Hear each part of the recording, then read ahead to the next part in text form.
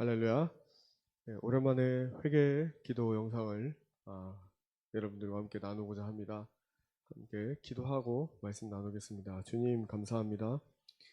이 회개할 마음을 주시고 이 마지막 때에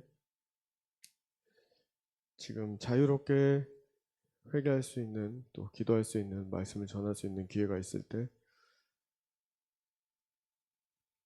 티끌이나마나 아버지 하나님 나라에 동참하고자 합니다.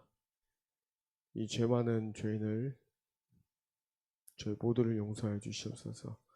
주 앞에 두렵고 떨리는 마음으로 섭니다. 주님, 저희를 의의 길, 진리의 길로 인도하여 주시옵소서. 살아계셔서 다시 오실 만왕의 왕 예수 그리스도의 이름으로 기도 올립니다. 아멘. 네, 할렐루야, 반갑습니다. 네, 너무도 오랜만에 또 회개 영상을 여러분들과 함께 나눕니다. 네, 6월 3일 대선 이전에 52일 회개 기도를 했었습니다. 그때 삭제된 영상을 돌이킬 수는 없지만 저와 여러분들이 그때 주신 은혜를 기억하며 날마다 주 앞에 겸손하게 나아갔으면 좋겠습니다. 네, 요즘에 다시 4년 전에 올렸던 로마서 강해 말씀을 올리고 있습니다. 네, 좋은 부분만 취해 주시길 부탁드립니다. 오늘 함께 나누고자 하는 말씀은 시편 25편 14절 말씀인데, 이 말씀 읽고 먼저 로마서를 읽고 신명기 28장 말씀을 함께 토대로 말씀을 회개 영상을 함께 나누고자 합니다. 시편 25편 14절 말씀입니다. 주님께서는 주님을 경외하는 사람과 의논하시며 그들에게서 주님의 언약이 진실함을 확인해 주신다 입니다. 다시 한번 읽어드릴까요? 주님께서는 주님을 경외하는 사람과 의논하시며 그들에게서 주님의 언약이 진실함을 확인해 주신다. 네. 그리고 지금 나누고자 하는 말씀은 로마서 3장 10절부터 17절 말씀입니다. 제가 잠깐 읽을게요. 성경에 이렇게 기록되어 있습니다. 의인은 없다. 한 사람도 없다. 깨닫는 사람도 없고 하나님을 찾는 사람도 없다. 모두가 곁길로 빠져서 쓸모가 없게 되었다. 선한 일을 하는 사람은 없다. 한 사람도 없다. 그들의 목구멍은 열린 무덤이다. 혀는 사람을 속인다. 입술에는 독사의 독이 있다. 입에는 저주와 독설이 가득 찼다. 발은 피를 흘리는 일에 빠르며 그들이 가는 길에는 파멸과 비참함이 있다. 그들은 평화의 길을 알지 못한다. 그들의 눈에는 하나님을 두려워하는 빛이 없다. 율법에 있는 모든 말씀이 율법 아래 사는 사람에게 말한 것임을 우리는 압니다. 그것은 모든 입을 막고 온 세상을 하나님 앞에서 유죄로 드러내려는 것입니다. 그러므로 율법의 행위로는 하나님 앞에서 의롭다고 인정받을 사람이 아무도 없습니다. 율법은 죄를 인식할 뿐입니다. 할렐루야. 그렇습니다. 오늘 하나님의 경외하는 사람과 주님은 주님의 뜻을 의논하시고 그들에게서 주님의 언약의 진실됨을 말씀해 주십니다. 또한 오늘 로마서 3장 10절부터 마지막 절 20절까지 읽었던 것처럼 여러분, 의인은 없습니다. 의인은 오직 예수 그리스도 한 분뿐이십니다. 하나님 말씀의 권위에 있는 것이 없으며 하나님 말씀보다 높은 것이 아무도 없습니다. 그 어떤 사람도 주님의 권위보다 높아질 수 없습니다. 그리고 의인은 없습니다. 의인은 오직 예수 그리스도 한 분뿐이십니다. 우리는 하나님을 찾지 않을 때 곁길로 빠지게 됩니다. 그리고 쓸모가 없게 됩니다. 선한 일을 하는 사람이 되지 못하며 목구멍은 목구멍은 열린 무덤과 같고 혀는 사람을 속이는 입술이 되게 됩니다. 입술에는 독사의 독이 가득하게 됩니다. 로마서 10장부터 20장 말씀을 제가 읽고 있습니다. 발은 피를 흘리는 데를 앞장서고 파멸과 비참함이 있습니다. 여러분, 오늘 진솔한 믿음의 고백과 회개에 참된 시간이 되기를 진심으로 기도합니다. 교회가 교회다워질 수 있는 것은 무엇일까요? 교회가 교회다워지는 것은 진리를 가진 한 사람이 죽기까지 끝까지 외치는 것일 줄 믿습니다. 제가 얼마 전에 국토순례 회개 여정을 하였습니다. 정말 대한민국이 기독교 박해 1위 국가 북한과 맞닿아 있지 않습니까? 일본과 대만 다른 나라 선교를 가는 것보다 대한민국에서 회개 여정하는 것이 가장 강렬하고 치열한 영적 전투임을 저희가 알게 되었습니다. 너무도 치열한 영적 전투였습니다.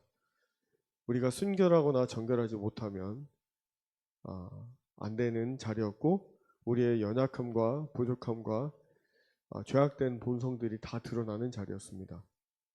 하나님은 16명, 17명의 용사들의 죄악들을 뽑아내길 원하셨습니다. 회개하길 원하셨고요.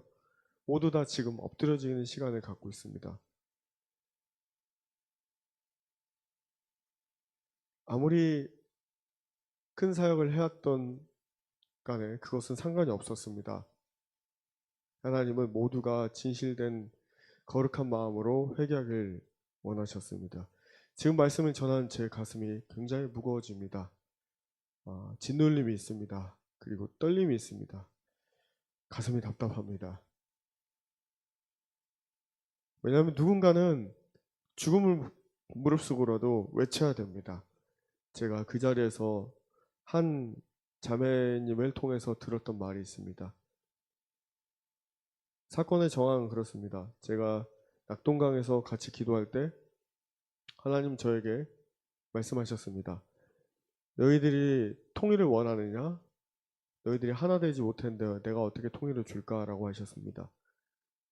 저는 그 말씀을 받고 전체적으로 종합적으로 결론적으로 말씀드리면 하나님은 저에게 회개하기를 원하셨습니다. 근데 저는 주님 앞에 깨끗한 마음으로 나아가지 못했었습니다. 제 안에 죄가 있었고 그것을 깨닫지 못하고 있었습니다. 그런데 함께하는 지체들은 깨닫고 있었습니다. 많은 사람들이 보았다, 느꼈다 고백할 때 제가 분위기를 찬물을 끼얹는 듯한 말을 했었습니다. 하나님 지금 원하시는 것은 참된 통회의 회개입니다. 그렇게 이야기를 했습니다.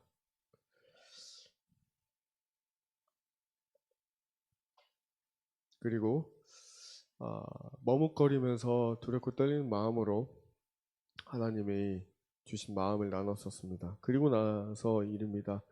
한 자매님이 주기철 목사님 말씀하셨습니다. 저희가 낙동강을 갔기 때문에 부산 경남 지역의 순교자는 주기철 목사님이고 호남 지역은 손양호 목사님이지 않습니까?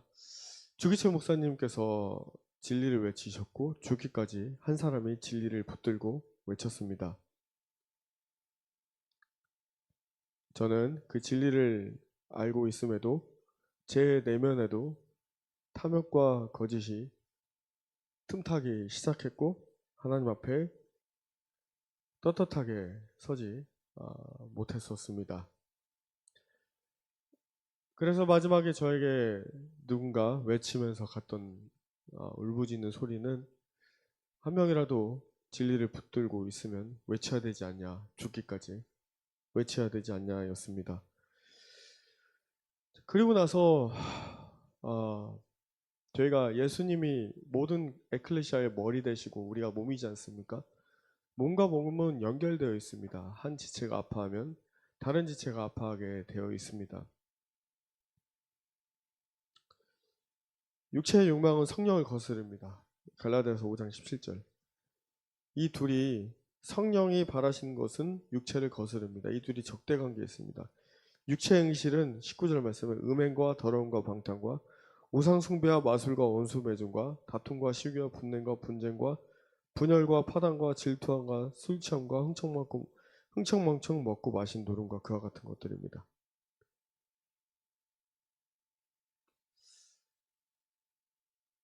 네. 하지만 성령의 열매는 사랑과 기쁨과 화평과 인내와 친절과 선함과 신실과 온유와 절제이죠. 그리스도 예수께 속한 사람은 정욕과 함께 욕망과 함께 자기의 육체를 십자가에 못 박습니다. 네. 저의 바쁨과 열심의 정당성을 제 스스로 권리를 주장할 때 역효과가 난다는 것을 배웠습니다. 저는 선교 다닐 때 팀원들의 선교비의 10%를 제가 취하라고 했고 결국은 취하지 않았다가 다시 취하게 되었습니다. 그 사실을 팀원들에게 나중에 다 나누게 알리게 되었고 그 일이 누군가에게는 탐욕스러운 모습으로 보였었을 것입니다.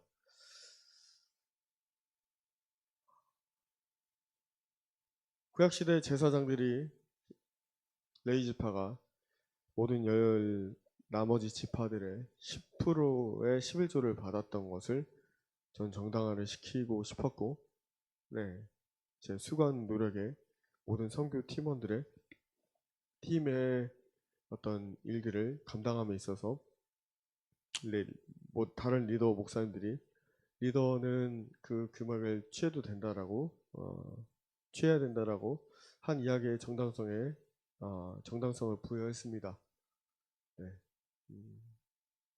네, 여러분, 우리 모두가 분노하고 우울하고 격분하며 화를 내고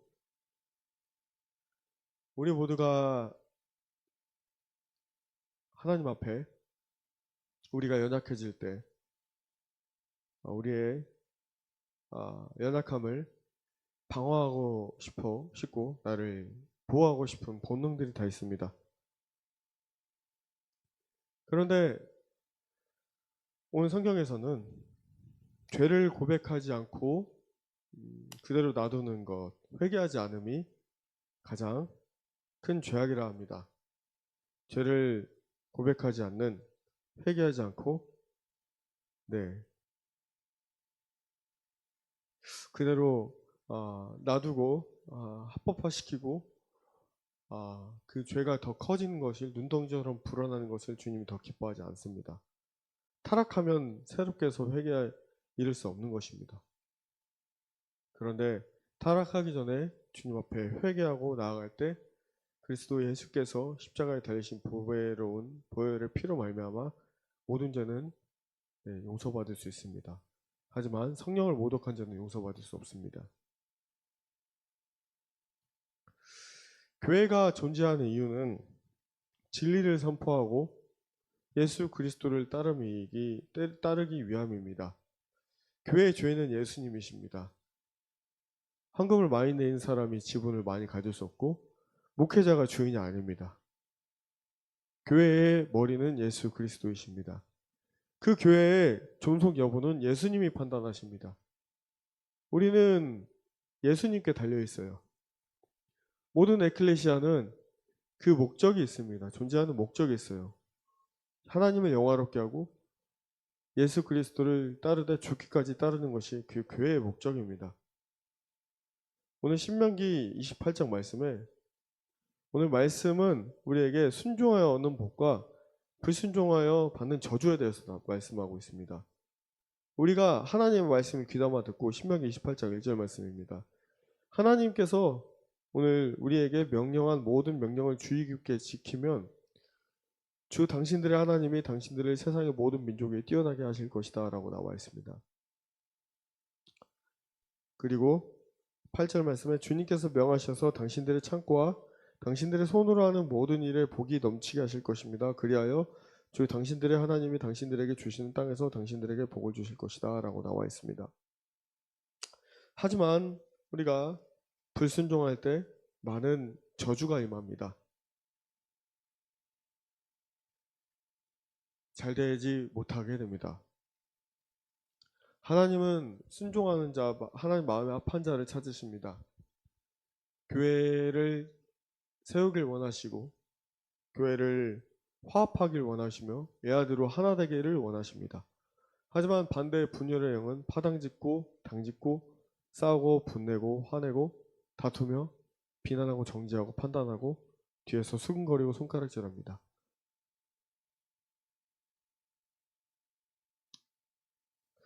이 목회를 하면서 참으로 제 자신을 반면교사 삼아서 보게 됩니다. 많은 현상들과 많은 사건들과 내 모든 문제를 제 안에서 찾고 주님 앞에 회개하며 나아가게 됩니다.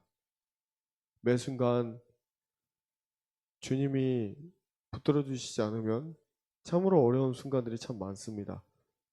얼마 전에 기초생활 수급자 생계급여를 포기하는 포기각서를 이제 동사무소에 내게 됐습니다.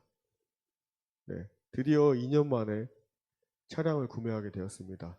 저희 차량이 30만 킬로가 되었고 차가 잘 굴러가지 않아서 또 새 아이의 안전을 위해서 하나님이 지금까지 허락해 주신 것을 다 끌어모아서 차량을 구매하게 되었습니다.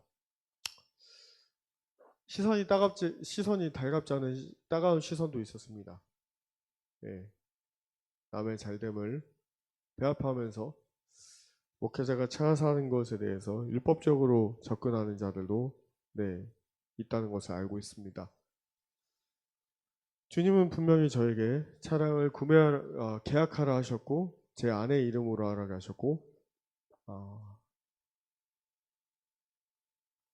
제가 이제 나라 돈을 받는 것을 멈추기를 원하셨습니다. 그리고 나서 제가 어떤 신문기사를 접하게 되었습니다. 한국경제신문에 내년 1월부터 국가보조금을 디지털 화폐로 지급한다는 것입니다.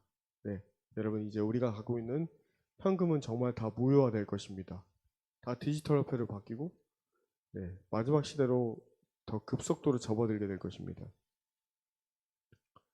여러분, 우리가 신앙 여정을 하면서 우리 형제자매들의 아픔을 봤을 때 우리는 기도하고 눈물로 그 사람의 죄를 끌어안아야 될 줄 믿습니다. 얼마 전에 통합 측의 어르신이 저희 교회에 왔다 가셨습니다. 주일날에요.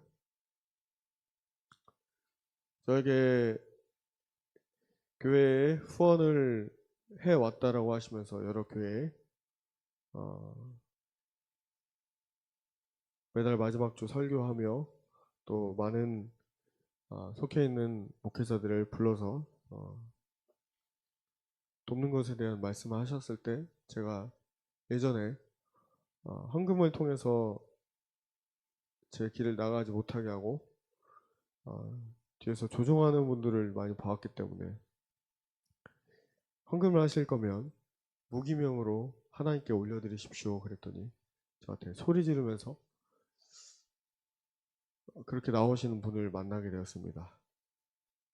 그분 앞에 그분이 77세 어르신이기 때문에 제가 무릎 꿇고 용서를 구했고 하지만 하나님 앞에 진리의 길을 가지 못하게 하는 비진리의 말들은 제가 절대로 타협하지 않는 은혜를 주셨었습니다.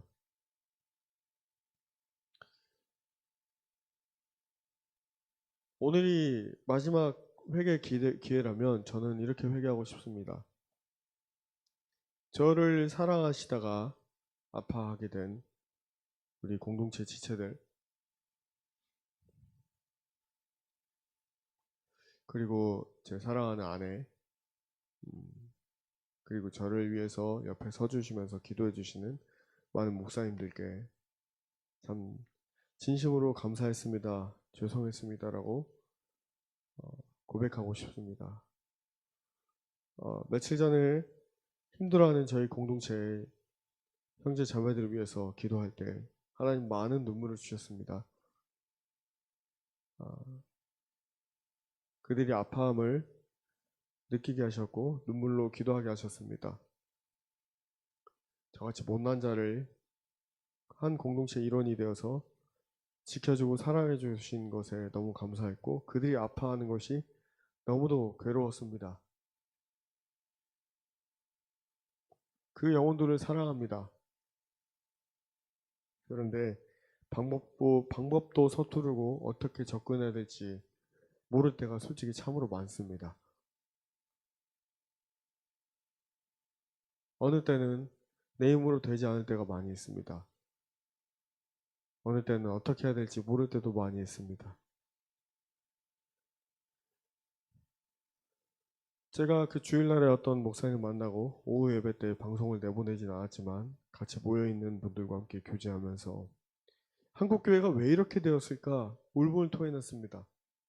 물에 물 탄 듯 술에 술 탄 듯 타협하고 돈, 명예, 풍판, 부귀영화, 유명해진 것, 높아지는 것을 사랑했기 때문에 그 목사님도 그 입술에서 고백을 하게 됐습니다. 내가 타락하게 된 거는 그러면서 돈을 계속 이야기하셨습니다. 작은 균열이 큰 크랙을 만듭니다. 큰 균열을 만듭니다. 돈을 사랑하는 것이 일만하게 뿌리라 했습니다. 그런데 저희는 매달 월세 내는 것도 매달 생활비도 하나님이 공급해 주시지 않으면 참으로 벼랑 끝에 서는 믿음으로 살아가고 있는데 그거를 책임을 지고 교회를 월세를 유지하고 또 생활을 감당하는 그 책임감이 어떤 때는 누군가에겐 탐욕으로 보일 때도 있을 수 있다 생각이 듭니다. 저는 그저 가정을 회복시키고자 하는 마음과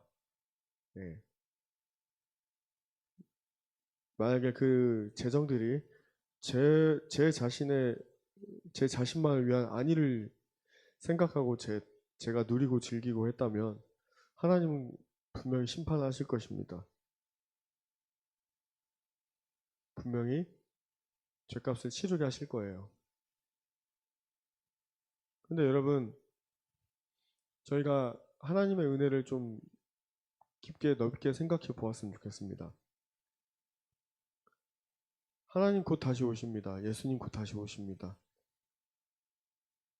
부르신 자들로 하여금 마지막 사명들을 감당하게 하시는데 있어서 아직 이 땅에서 그 부르심을 받은 남은 자들 또한 아직 해결되지 않은 숙제들이 이 땅에 있는 빚, 그리고 이 땅에서 많은 어려움들, 문제 가운데 봉착하면서 실제적으로 이 때가 마지막 때인 것을 아는 자들도 적을 뿐더러요. 하나님 나라를 누리며 사는 자들도 참 적습니다. 한 예를 들어 봅시다. 저희가 14년 동안 타왔던 30만 킬로 된 자동차를 팔면 폐차시켜도 거의 180만 원 정도 나오는 것을 헤이딜러를 통해서 보게 되었어요. 저희한테 이 돈은 정말 큽니다. 왜냐하면 매달 생계급을 받는 비용이 100만 원 초반이기 때문에,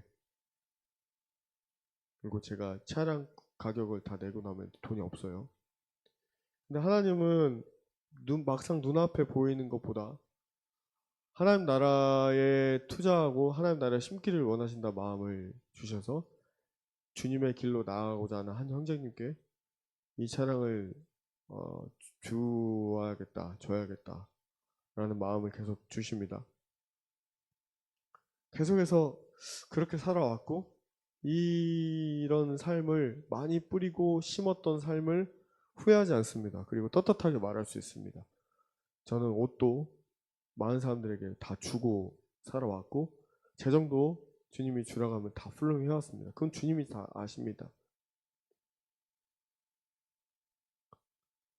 오늘이 마지막 기회라면 저는 주 앞에 지금 제가 문을 열고 나가서 운전을 하고 나갈 때 만약에 교통사고 나서 주님이 저를 하늘나라 부르신다고 해도 제 마음이 하나님 앞에서 먼저는 제 마음이죠. 하나님과 저의 관계에서 제 마음이 주님을 만날 준비가 되어 있느냐. 저는 되어 있다라고 감히 말씀드릴 수 있을 것 같습니다. 하나님을 경외하기 때문이에요. 시편 25편 14절 말씀에. 여러분, 하나님 경외하고 하나님 두려워하는 것을 멈추면 하나님이 마치 요술 램프의 지니 같은 내가 기도하면 다 들어주셔야 되고 내가 구하면 다 내 원함을 채워주시는 분밖에 안 됩니다. 하나님을 경외하는 사람에게는 하나님께서 하나님이 하시고자 하는 일들을 의논하신다고 나와 있습니다. 사람이 무엇이길래, 피조물이 무엇이길래 우리와 함께 의논하십니까, 주님이? 그리고 주님의 언약이 진실함을 확인해 주신답니다. 주님이 원하시고자 하는 일들을 이뤄가신다는 것입니다. 그리고 그 언약이 주신 말씀을 반드시 사람의 어떠한 상황과 환경에 상관없이 그 언약을 성취해 나가신다는 것입니다. 제 안에 사도 바울이 인생 말년에 빌립보서처럼 옥중서신이죠. 감옥에서 썼던 말씀처럼 제 안에 눌림이 있고 제 안에 무거움이 있습니다.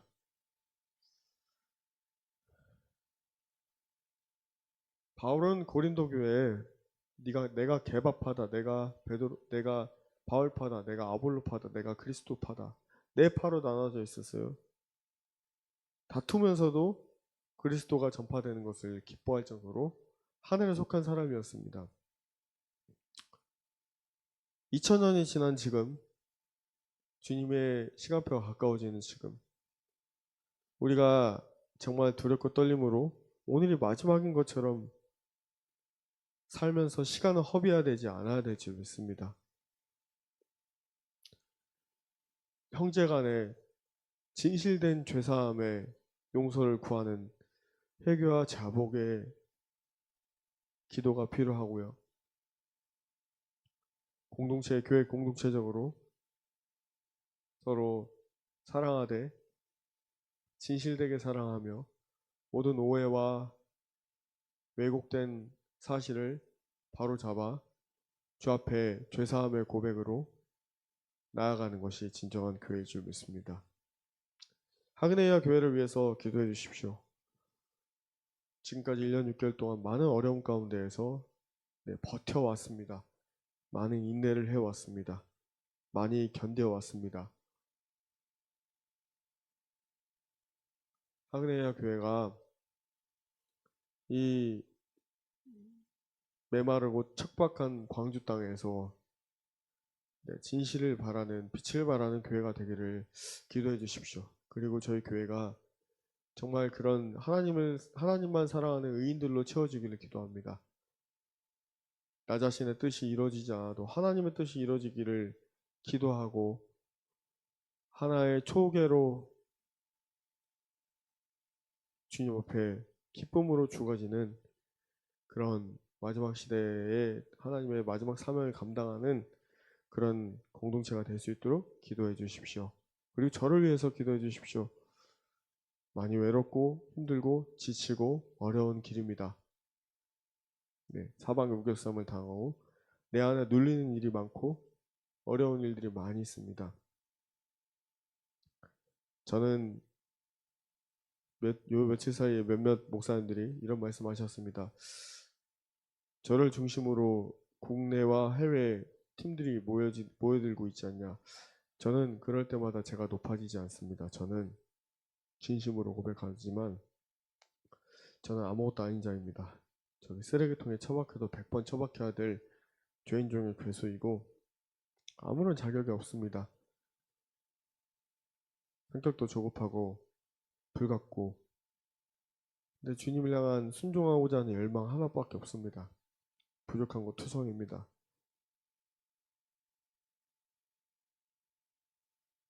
하나님은 지금 가장 이름 없는 자들, 얼굴 없는 자들을 부르고 계십니다. 하나님이 홀로 영광받기 위해서이십니다. 주님의 뜻이 이루어지길 기도합니다. 우리 하그네이아 교회에 예수님을 사랑하는 자들로 이 텅 빈 의자들이 꽉 차기를 주님의 이름으로 선포합니다. 저희 가정이 회복되어서 저희 사랑하는 아내와 세 자녀들이 나와서 뛰어놀며 예배드리는 진리 가운데 자유함이 풀어지는 공간이 예배의 처소가 그런 공동체가 되기를 예수님의 이름으로 선포합니다. 하나님의 질서와 권위를 인정한 자들이 모여서 하나님 안에서 기쁨으로 나아가는 하나님과의 친밀한 자들이 모이기를 예수님의 이름으로 선포합니다. 오늘이 마지막인 것처럼 살며 내 것을 주님께 내어드리기를 아까워하지 않고 하나님 나라를 심으며 감사하며 내가 죄인임을 날마다 깨달으며 나의 모든 잘못을 남한테 손가락질하지 않고 나에게 죄가 있음을 고백하며 나아가는 참된 그리스도의 신부요 군사들이 이곳에서 예배드리길, 진리와 화평이 가득한, 은혜와 사랑이 가득한 예수 그리스도의 공동체가 되기를 예수님의 이름으로 선포합니다. 기도하겠습니다. 주님, 죄송합니다. 제가 죄인입니다. 저희 죄를 용서해 주시옵소서. 저의 탐욕과 음란과 육체의 정욕과 안목의 정욕과 이생의 사랑으로 주님, 공동체 지체들이 아파하고 있다면 주님 그들을 일으켜 세워주시고 주님, 저를 더 십자가에 못 박아 주십시오. 저희 공동체가 화평과 의와 진리의 길을 걷기를 원합니다. 아파하는 자들을 일으켜 세워주시고 의의 길로 주님이 인도해 주십시오. 하나님, 마지막 때 많은 신부들이 신음하고 있습니다. 교회가 WCC, WNCCK 로잔으로 병들어가고 있습니다. 주님의 다시 오신 소리를 듣지 못하고 있습니다. 주님, 깨어나게 하십시오. 주님, 일으켜 세워주십시오. 회개의 머리에 죄를 씌우고 아버지 회개하며 금식하며 나아가는 한국교회가 되게 해주십시오. 다시 오실 예수님의 이름으로 간절히 기도합니다. 아멘. 네, 여러분 계속 기도해 주시길 바랍니다. 이 말씀 전하는데 굉장히 눌림이 강합니다. 네. 할렐루야.